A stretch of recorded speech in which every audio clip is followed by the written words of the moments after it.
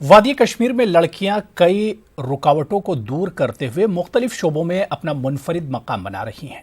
इसकी एक बेहतरीन मिसाल महरीन अमीन है। इन्हें पहली कश्मीरी खातून जिम ओनर और फिटनेस ट्रेनर का खिताब मिला है। फिटनेस ट्रेनिंग के मामले में महरीन ने कई खवातीन की सोच को तब्दील किया है। देखिए हमारे चीफ रिपोर्टर परवेज भट्ट की ये खास रिपोर्ट।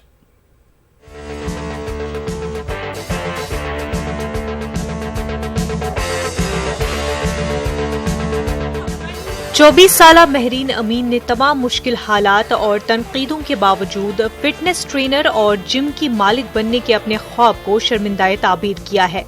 शहर खास के इस्लामिया कॉलेज के करीब वाक़े फिटनेस हब अब खवातीन की फिटनेस ट्रेनिंग का मरकज बना हुआ है। ये जिम फिटनेस के जदीद साजो सामान से आरास्ता है।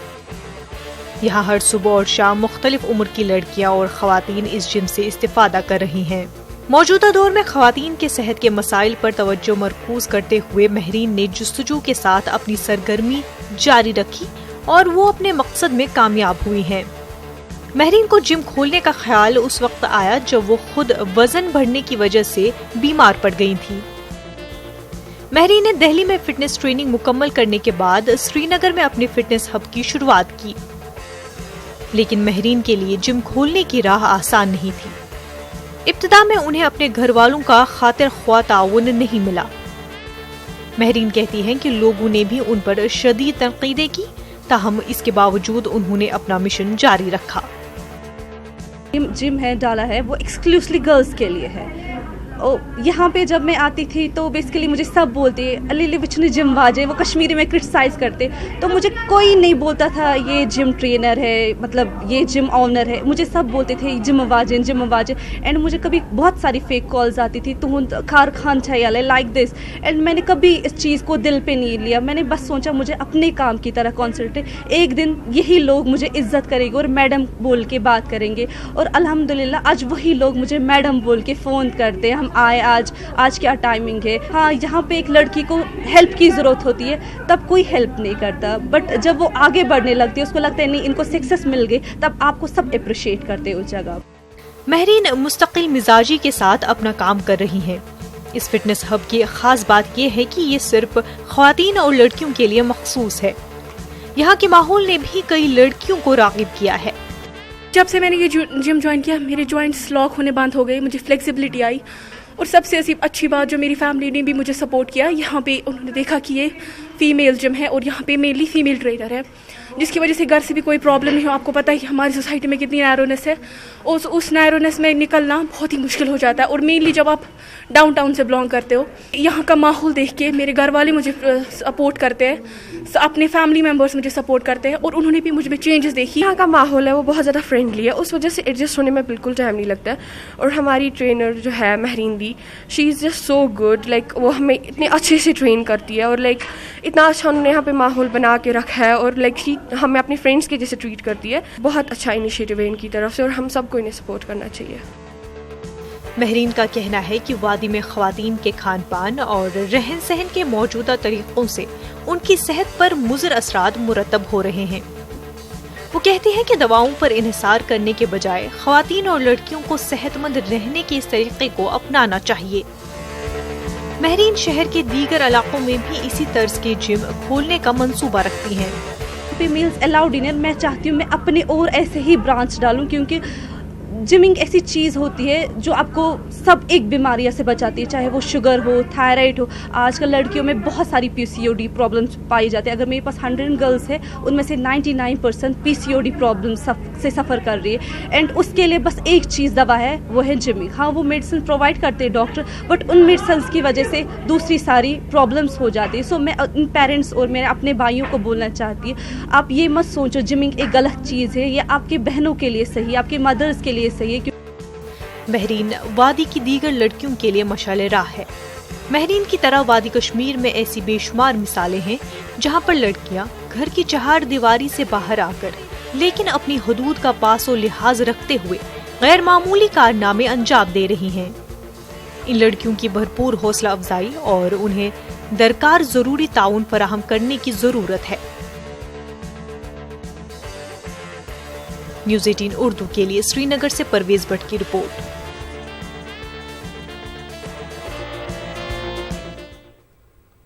خبر بھدرواہ سے ہے، جہاں کی اسما بانو نامی خاتون نے اپنے سسرالی رشتہ داروں کے خلاف پولیس میں شکایت درج کرائی ہے۔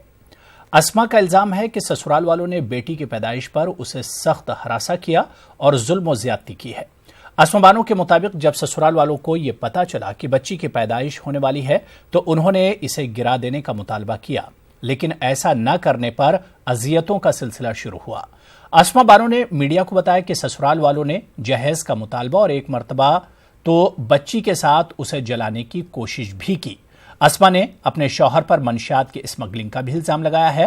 اسما کے والد کا کہنا ہے کہ پہلے انہوں نے بات چیت کے ذریعے تنازع کو سلجھانے کی کوشش کی، لیکن جب بات حد سے بڑھ گئی تو پولیس اسٹیشن میں شکایت درج کرائی گئی۔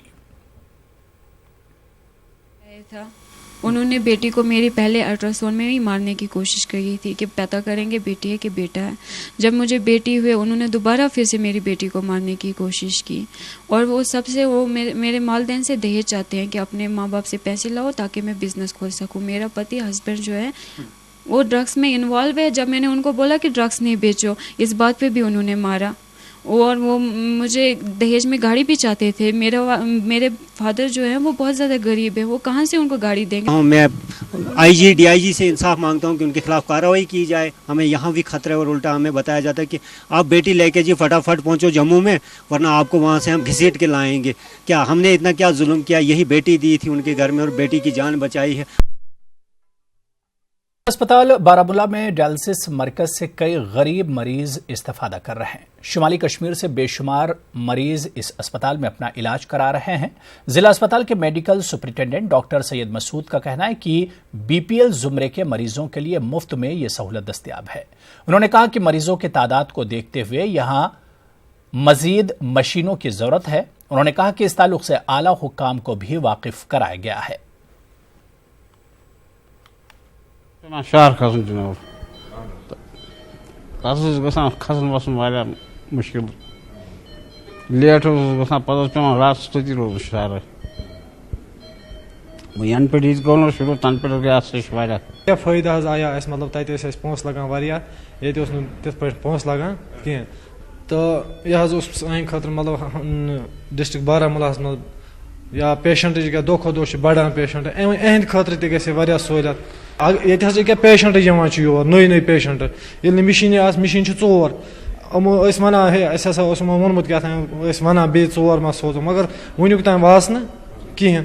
یہ جو فیسلٹی ہم نے یہاں پہ prime minister's national dialysis program کے انڈر یہاں پر اسٹیبلش ہوئی ہے، یہاں پہلے اس سے پہلے میں آپ کو سینیریو بتاؤں گا کہ یہ سارے پیشنٹس کو سری نگر جانا پڑتا تھا یا کسی پرائیویٹ سیکٹر میں جانا پڑتا تھا، جہاں ان کو 2 سے 3,000 4,000 تک خرچہ پر سیشن آتا تھا۔